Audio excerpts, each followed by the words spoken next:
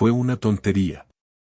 Una cosa tan insignificante que en otro momento ni siquiera le habría dado importancia.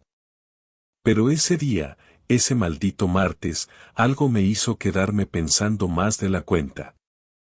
Volví del trabajo un poco antes de lo habitual, y al entrar en casa me encontré con Laura saliendo de la ducha, envuelta en una toalla, con el pelo empapado y una expresión en la cara que no supe interpretar.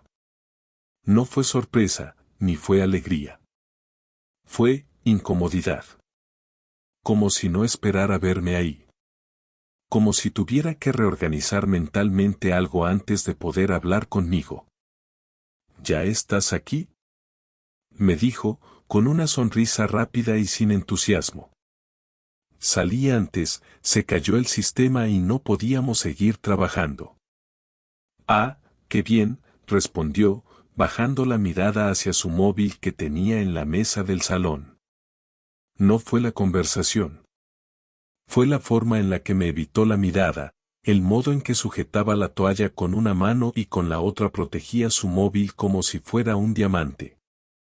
En ese momento no pensé que me estuviera engañando.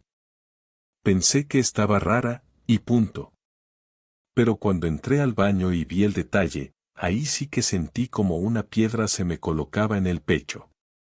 Había 2 cepillos de dientes en el lavabo. Uno era el mío, el de siempre. El otro, no. No era el de Laura. No era ninguno que yo hubiera visto antes. Lo observé un rato. Azul oscuro, nuevo, aún con las cerdas casi perfectas. Volví a revisar. No, no había otro cepillo suyo en el baño. Ese era el único. ¿Desde cuándo había dejado de usar el suyo? ¿Y por qué habría uno nuevo si yo no lo había traído? Volví al salón con la cabeza hecha un torbellino, pero no dije nada. Me limité a sentarme junto a ella en el sofá, y durante los siguientes 30 minutos hice como si nada. Ella revisaba algo en su móvil y de vez en cuando me lanzaba frases vacías sobre su día. Yo asentía, con una sonrisa que me dolía en la cara. La duda ya estaba sembrada, y no había marcha atrás. A lo largo de esa semana me dediqué a observarla. Empecé a notar que se duchaba antes de que yo llegara, cosa que nunca había hecho. Que usaba perfumes que ni siquiera recordaba haberle visto comprar.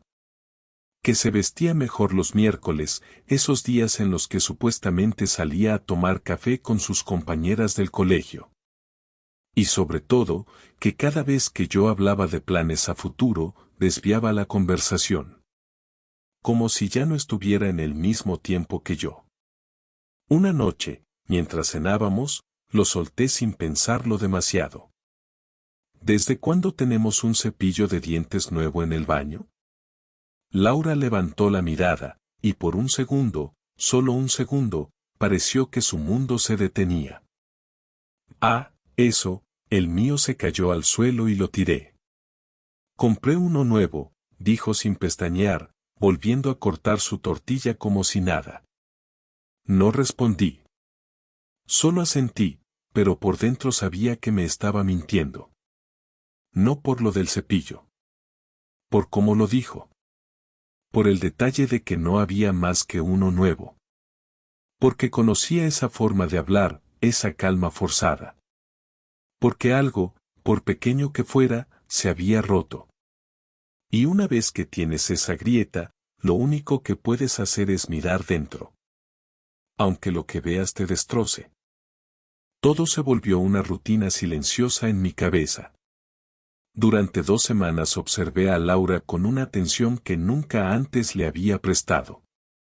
Me fijaba en todo, incluso en cómo reaccionaba cuando hablábamos del futuro, o cuando mencionaba algún compañero del colegio. Pero lo que más me incomodaba no eran sus cambios de humor ni los silencios raros durante las cenas, sino esa manera suya de estar físicamente presente pero mentalmente en otro sitio. Había días en los que yo hablaba de cualquier cosa y ella asentía sin escucharme, y cuando le preguntaba algo concreto, tenía que pensar demasiado antes de responder, como si no recordara que yo estaba ahí. Como si no esperara que la conversación siguiera. Una tarde llegué a casa más temprano que de costumbre, sin avisar. Había cancelado una cita con un cliente y decidí pasar por el supermercado antes de volver. No fue premeditado, ni estaba tratando de atraparla, simplemente quería sorprenderla, cocinar algo juntos, hablar un poco. Al abrir la puerta, no escuché la televisión ni música. Había un silencio extraño, pesado. Caminé con cuidado hacia el pasillo, y al acercarme a la puerta de nuestro dormitorio, escuché su voz, suave, casi susurrando. No estaba sola. No fue un grito, ni una carcajada, ni una frase clara, pero alguien respondió. Una voz masculina, baja, algo áspera. Me quedé paralizado durante un segundo. Luego retrocedí en silencio, salí de casa, y bajé a la calle con el corazón latiendo fuerte. Me senté en el coche con la bolsa del supermercado aún en la mano, y esperé. Pasaron unos 5 minutos hasta que vi a alguien salir del portal. Un hombre de unos 30 y pico, alto, con gafas oscuras, barba recortada y una mochila al hombro. No me miró. Salió como si acabara de pasar por cualquier otro edificio. Lo seguí con la vista hasta que giró en la esquina y desapareció. Solo entonces volví a entrar. Laura estaba en la cocina, abriendo el horno como si no hubiera pasado nada. «Has vuelto pronto», me dijo, sin darme la espalda. «¿Qué tal el día?» «Bien, el cliente canceló, así que pasé por el súper. Pensé que podíamos hacer pasta con salsa de setas». «Perfecto, tengo hambre». No pregunté quién era el hombre. No lo hice porque necesitaba estar seguro, completamente. Esa noche, mientras ella dormía, tomé su mochila del trabajo, la que dejaba siempre en la silla del dormitorio. La revisé con cuidado. En un bolsillo pequeño, entre papeles del colegio y bolígrafos, encontré un sobre con recibos de una cafetería que no conocía. Fechas recientes. Hora, 16:10, 15:45, 17:20. Un lugar al que ella nunca me había mencionado ir. No era un sitio de paso entre el colegio y casa. Lo busqué en el móvil. Estaba a 15 minutos en coche, en dirección contraria. Al día siguiente le pregunté con naturalidad si tenía alguna reunión esa semana. Me dijo que no, que todo estaba tranquilo en el cole. ¿Y los miércoles? ¿A qué hora suele salir? A las 5, como siempre. ¿Por?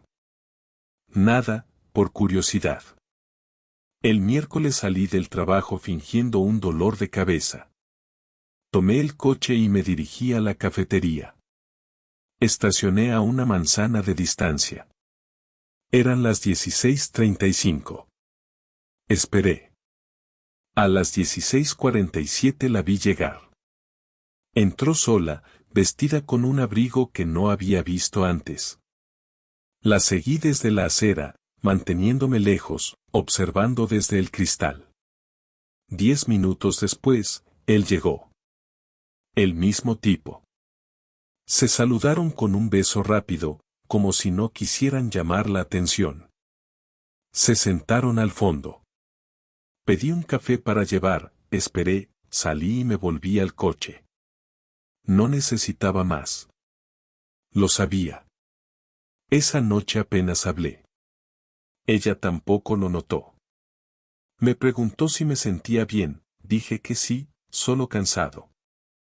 Me metí en la cama antes que ella. Fingí dormir. La escuché entrar al cuarto una hora después, duchada, con el perfume que solo usaba los fines de semana. Cuando se metió en la cama, ni siquiera me rozó. Estaba en otro lugar, y yo ya no formaba parte de él. Al día siguiente llamé a un amigo que trabaja en seguridad privada. Le pedí un favor. No muchos detalles. Solo necesitaba saber con quién se veía mi esposa y desde cuándo. Me dijo que no era barato, pero que podía ayudarme. Le transferí el dinero sin pensarlo. Lo quería todo, con fechas, lugares, pruebas. Si había otra persona, quería saberlo todo.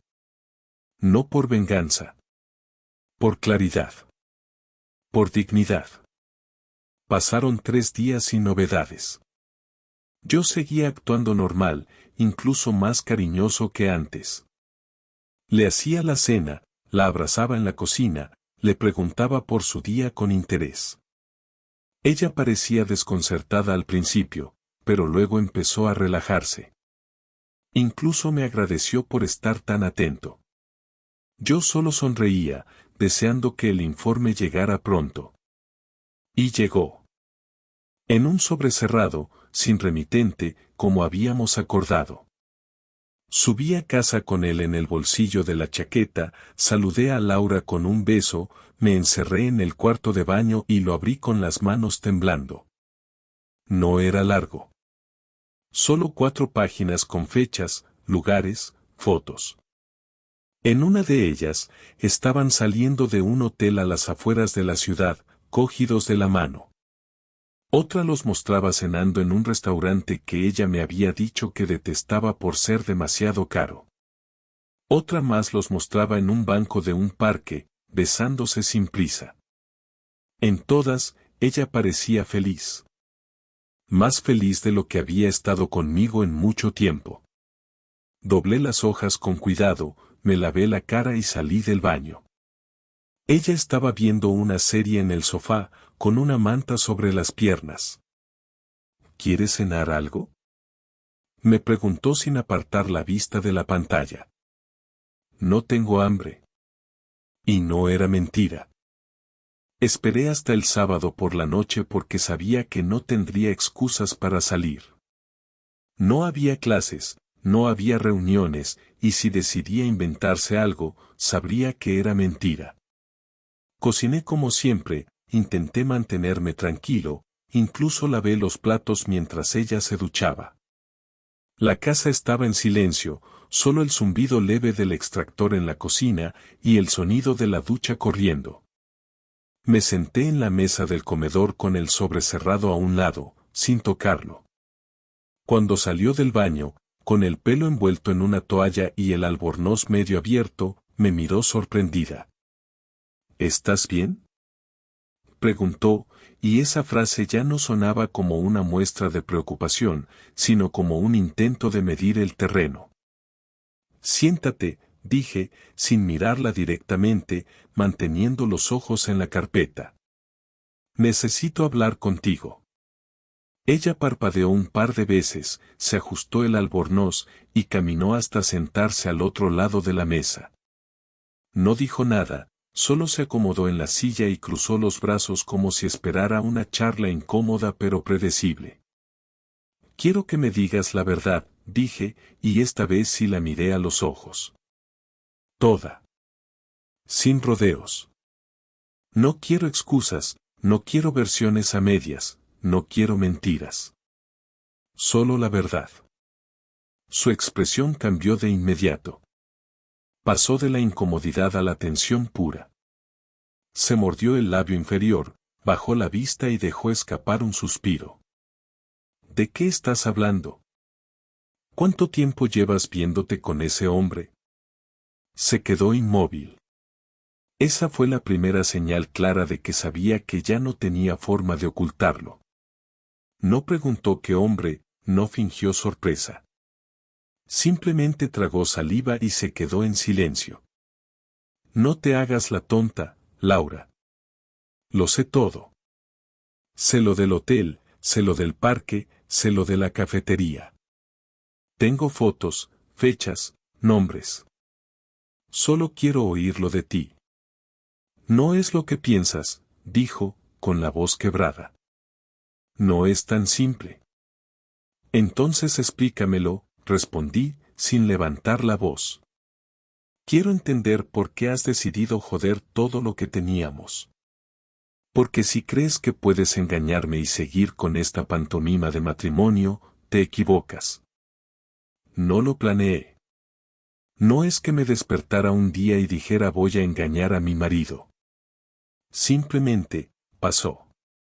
Estaba harta. Me sentía vacía. Tú estabas siempre en tu mundo, con tus ordenadores, con tus silencios, con tus rutinas. Me sentía sola. Él solo apareció y fue fácil hablar con alguien que me escuchaba. ¿Y acostarte con él también fue fácil? Ella cerró los ojos y se cubrió la cara con las manos. No respondió. El silencio se estiró entre nosotros como una cuerda tensa que estaba a punto de romperse.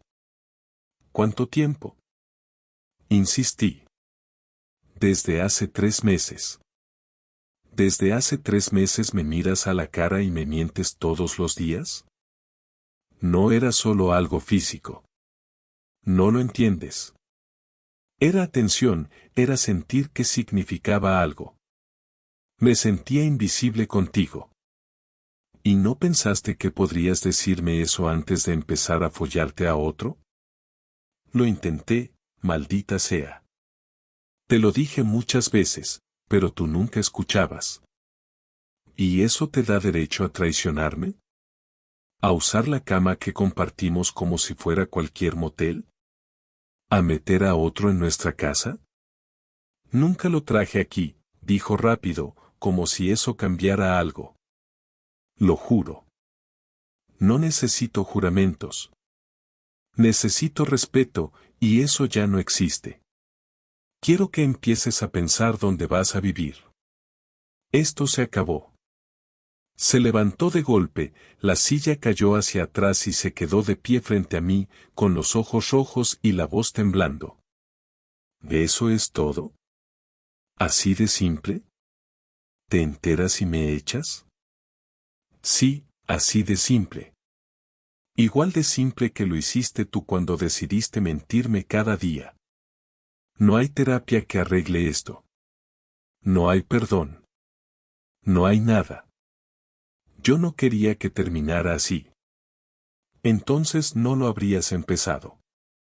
No te pongas en plan víctima, Laura. Has tenido muchas oportunidades de hablar conmigo. No lo hiciste. Elegiste a otro. Y no solo una vez. Ella no respondió. Se quedó de pie un momento, respirando agitada, luego se giró y se encerró en el dormitorio. Yo me quedé en la cocina, con las manos temblando. No por rabia. Era otra cosa. Era como si alguien hubiera apagado una parte de mí sin previo aviso. Algo frío, mecánico. Pasaron 2 horas hasta que salió del cuarto. Tenía una mochila lista y las llaves en la mano. No me miró. No dijo nada. Salió y cerró la puerta con cuidado. Me quedé solo, con el silencio otra vez. Pero esta vez ya no era sospecha. Era certeza. Y dolía más. La primera noche sin Laura fue silenciosa, pero no me sentí en paz. No había lágrimas, no había rabia, solo una energía constante recorriéndome el cuerpo como si algo dentro de mí estuviera pidiendo movimiento. No podía dormir, así que me levanté, encendí el ordenador y empecé a pensar. No en ella, sino en mí. En lo que me había hecho, en todo lo que habíamos construido y cómo lo había tirado por la borda como si no valiera nada. Y fue entonces cuando supe que no podía dejarlo así. No iba a golpearla, ni a gritarle por la calle, ni a hacer un drama de esos que terminan en lágrimas y promesas vacías. Lo que quería era algo mucho más simple, que sintiera lo que era perder el control de su propia vida. Como lo había sentido yo. Sabía que el tipo con el que se estaba viendo se llamaba Marcos. Había investigado lo suficiente con el informe que me entregó el investigador y en una de las fotos se veía con claridad la matrícula de su coche. Busqué en internet, encontré su perfil en redes, su empresa, su correo, hasta el número de móvil. Era uno de esos entrenadores personales que vive de mostrar abdominales y frases motivadoras. No era nadie especial. Pero sí alguien que había cruzado una línea. Y por eso iba a incluirlo en todo esto. El lunes siguiente fui al colegio donde trabajaba Laura, no para verla, sino para dejar un sobre. Dentro del sobre, además de las copias de las fotos, iba una carta dirigida a la directora. No decía que la echaran ni que la sancionaran.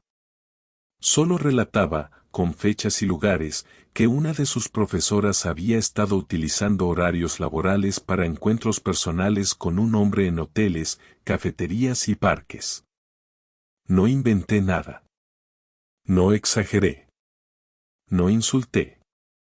Solo expuse los hechos. Y dejé mi contacto por si querían verificar la información. No esperaba que la echaran, pero sí que se sintiera observada cada vez que pusiera un pie en ese lugar. Que su entorno laboral dejara de ser cómodo. Luego vino Marcos. Revisé su empresa, vi que tenía una página donde ofrecía entrenamientos personalizados a domicilio. Había un formulario para concertar citas. Me inventé un nombre, puse una dirección al azar y solicité una sesión. Cuando me respondió, lo saludé con amabilidad y le pedí un plan detallado de precios y horarios. Él me envió todo como si fuera un cliente más. En cuanto lo tuve, creé una cuenta falsa y publiqué una reseña extensa en su perfil profesional. Con pruebas visuales y una historia contada al detalle sobre cómo ese entrenador tenía relaciones con mujeres casadas durante el horario laboral. Adjunté una de las fotos del informe, difuminando la cara de Laura pero dejando claro que no era una relación profesional. En pocos días la publicación se viralizó localmente y varios usuarios empezaron a dejar comentarios, algunos para burlarse, otros para cuestionar su ética. No fue un hinchamiento público, pero sí un golpe a su reputación. A los 3 días Laura me escribió por WhatsApp. «¿Podemos hablar?», decía el mensaje. No respondí. No tenía nada más que decirle. Un día después me llamó. No contesté. En lugar de eso, llamé a mi abogado. Le conté todo, incluyendo las pruebas. Me recomendó no tomar más contacto con ella directamente y que canalizáramos todo a través del despacho. Le pasé las fotos, la cronología y las pruebas del seguimiento. Al día siguiente, Laura recibió la notificación del inicio de trámite de divorcio. En ella se especificaban las causas: infidelidad, abandono del hogar y deslealtad reiterada. Legalmente, en nuestro país, no cambiaría mucho, pero moralmente lo dejaba claro. Una semana después de su salida, vino a casa por sus cosas. No me avisó. Usó su copia de las llaves. Yo estaba en el trabajo, pero mi vecino me envió un mensaje avisándome. Cuando llegué, ya se había ido, pero no sin antes dejar una nota. No pensaba que llegarías tan lejos. Esto no te lo esperaba. Espero que estés bien. Yo no lo estoy. Era una frase corta, escrita a mano, sin firma. La tiré a la basura sin leerla 2 veces. A los pocos días me llamaron del colegio de mi sobrino, donde Laura también daba clases extraescolares. Me enteré de que le habían suspendido las actividades por revisión administrativa. No la despidieron, pero ahora tenía a la dirección encima. Marcos, por su parte, eliminó su página web y puso su cuenta de Instagram en privado. Su empresa seguía activa, pero sus publicaciones cesaron. Había conseguido lo que quería. No arruinarlos, sino forzarlos a sentir las consecuencias de sus actos. Nunca fui violento. Nunca fui impulsivo. Pero esta vez, por primera vez en mi vida, sentí que no podía dejar las cosas pasar. No por orgullo, ni por machismo, ni por querer hacerme el fuerte. Lo hice porque, después de tantos años de confiar en alguien, lo mínimo que merecía era respeto. Y si ella había decidido no dármelo, yo iba a asegurarme de que entendiera el precio de esa decisión. Pasaron casi 2 semanas sin tener contacto directo con Laura. Mi abogado gestionó todo lo necesario, desde la notificación formal del divorcio hasta el inventario de bienes compartidos. Yo solo firmaba, revisaba y devolvía los papeles. La casa seguiría siendo mía, porque estaba a mi nombre desde antes del matrimonio. Ella se quedaría con el coche y su parte de los ahorros, aunque en ese momento me daba igual. Lo que más me costaba no era lo económico, sino cerrar una etapa tan larga de mi vida sin una conversación final. No porque quisiera reconciliación, sino porque necesitaba escucharla sin rodeos, sin lágrimas fingidas, sin máscaras. Quería oír su versión, no por esperanza, sino por cerrar una puerta de una vez por todas. Un jueves por la tarde me llamó desde un número desconocido. Contesté. Soy yo. Solo quiero hablar contigo una vez, cara a cara. No voy a llorar ni a pedirte nada. Solo quiero que me escuches. Mañana a las 7. Café Alhambra, el de la esquina de la calle San Benito. 15 minutos. Ni uno más. Estaré ahí, dijo sin dudar. Llegué puntual. Ella ya estaba sentada, con un café delante, las manos entrelazadas sobre la mesa y una mirada que no reconocía del todo. Ni rencor, ni ternura, ni miedo. Parecía una versión más cansada de quien solía ser. Me senté sin saludarla. Ella fue la primera en hablar. No estoy aquí para justificar nada. Solo quiero que me entiendas. No te pido perdón, no te pido que volvamos. Sé que eso ya no existe.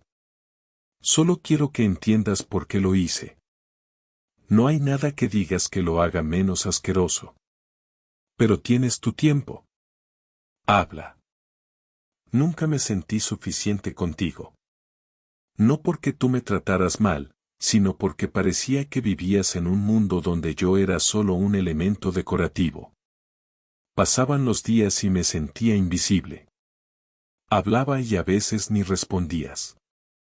Me tocabas como si fuera una rutina. Me preguntabas cómo estaba sin mirar a los ojos. Sé que suena exagerado, pero vivir así me mataba por dentro. Me sentía sola en una casa donde tú también vivías. ¿Y tu solución fue abrirte de piernas para otro? No fue algo planeado. Solo pasó. Me escuchaba. Me miraba. Me hacía sentir viva. Sé que eso no justifica nada, pero fue lo que pasó. No me siento orgullosa. Me siento fatal desde que todo empezó. Lo arruiné. Lo sé. ¿Y por qué no me lo dijiste antes? ¿Por qué no fuiste sincera si tan mal estabas? Porque no quería romperte. Pensaba que podía manejarlo, que era solo algo momentáneo, que terminaría y todo seguiría igual. No quería destruir lo que habíamos construido. Pero fui cobarde. Muy cobarde. Y cuando me quise dar cuenta, ya era demasiado tarde. No eras la única que se sentía sola. Pero yo nunca busqué consuelo en otra cama. Porque la soledad no es excusa para la traición. Nunca lo será. ¿Sabes qué es lo peor de todo esto? Que ahora cada vez que piense en los años que estuvimos juntos, voy a recordar esta basura. Cada gesto, cada risa, cada viaje. Todo va a estar manchado por esto. Porque decidiste resolver tu miseria haciéndome daño a mí. No te pedí que me entiendas. Solo que me escuches. Y lo hice. Ahora escúchame tú. No quiero volver a verte. No quiero que me llames, ni que me escribas. No quiero saber cómo estás. No me importa si te duele o si te arrepientes. Lo que teníamos murió cuando decidiste que tus necesidades valían más que mi confianza. Así que hazte un favor y sigue con tu vida, porque la mía ya no te incluye. Ella asintió. Bajó la mirada. No lloró. Solo dijo una frase más. Ojalá lo hubiera hecho todo diferente. Me levanté. Dejé unos euros sobre la mesa para mi café, que apenas había tocado, y salí sin mirar atrás. No hubo abrazos, ni un último adiós. Nada de eso. Solo una conversación entre dos personas que alguna vez se amaron, pero que ya no se reconocían. Esa noche dormí tranquilo por primera vez en semanas. No porque me sintiera mejor, sino porque ya no tenía nada pendiente con ella. Todo estaba dicho. Lo que venía ahora era solo para mí. Después de aquella última conversación con Laura, la vida no cambió de inmediato, ni me sentí liberado al día siguiente, ni empecé una nueva etapa con entusiasmo. Durante los primeros días me despertaba aún esperando escuchar su ruido en la cocina o su voz desde el pasillo. Había mañanas en las que abría los ojos y por unos segundos pensaba que todo había sido una pesadilla, pero bastaba con girarme y ver el lado vacío de la cama para recordar que no. Que todo había sido real y que ahora estaba solo. No me hundí en la tristeza, pero tampoco me sentía fuerte. Estaba en ese punto en el que todo duele, pero ya no hay lágrimas. Solo una especie de fatiga emocional que te acompaña a todas partes. Me enfoqué en lo práctico. Terminé los trámites del divorcio, revisé las cuentas conjuntas, cerré lo que quedaba pendiente. Vendí el coche que ya no necesitaba y cambié algunas cosas en la casa. Tiré la ropa que ella dejó, moví muebles, pinté una pared. No por venganza ni por querer borrar el pasado, sino porque necesitaba sentir que ese espacio ahora era solo mío. Empecé a dormir mejor, a comer mejor, y con el tiempo dejé de revisar el móvil esperando mensajes suyos. Ya no me interesaba lo que hacía, con quién estaba o si se arrepentía. Había aceptado que no volvería, y lo más importante, que yo no quería que volviera. Una noche, mientras cenaba solo frente al televisor, me di cuenta de que no sentía odio. Lo pensé bien. No había rabia acumulada, ni ganas de devolverle nada. Solo una decepción profunda, esa que se instala cuando te das cuenta de que alguien a quien diste todo no supo valorarlo. No es rencor, es resignación. Y con eso vino algo parecido a la calma. No fue felicidad, pero sí una tregua interna. Un sábado, salí a caminar sin rumbo por el centro. Pasé por un bar donde solíamos ir los viernes después del trabajo, y por primera vez no sentí el impulso de cambiar de calle. Entré, pedí una cerveza y me senté solo en la barra. Me puse a mirar alrededor, observando a la gente, a las parejas, a los grupos de amigos. No me sentí fuera de lugar, solo diferente. Como si ya no perteneciera a ese tipo de vida. Y tal vez no. Tal vez mi vida a partir de ahora sería más tranquila, más introspectiva. No me molestaba la idea. Con el tiempo, retomé contacto con algunos amigos que había dejado de ver por culpa del encierro emocional en el que estuve durante el matrimonio. Me disculpé por haberme alejado, por haber priorizado una relación que al final solo me vació. No todos me respondieron con entusiasmo, pero unos pocos sí. Y eso fue suficiente para empezar. Salí a cenar, fui al cine, incluso me apunté a unas clases de cocina solo por tener una excusa para salir de casa. No buscaba conocer a nadie. No quería reemplazar a Laura. Solo necesitaba reaprender a vivir solo, pero bien. Un día recibí un mensaje de su hermana. No hablábamos desde el comienzo del conflicto. Me decía que lamentaba lo que había pasado, que ella tampoco lo entendía del todo, y que esperaba que yo estuviera bien. Le agradecí. No necesitaba más que eso. Ya nadie en su familia me llamaba, y lo prefería así.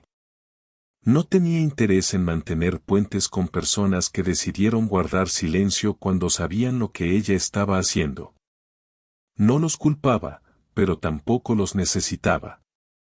Pasaron los meses, y un día me di cuenta de que ya no recordaba su voz con claridad. No me acordaba de su perfume, ni de cómo sonaba su risa. Solo tenía imágenes sueltas, momentos congelados sin emoción. Eso fue lo que me hizo entender que había pasado página. No porque encontrara algo nuevo, sino porque lo viejo ya no me afectaba. Ahora tengo una rutina distinta.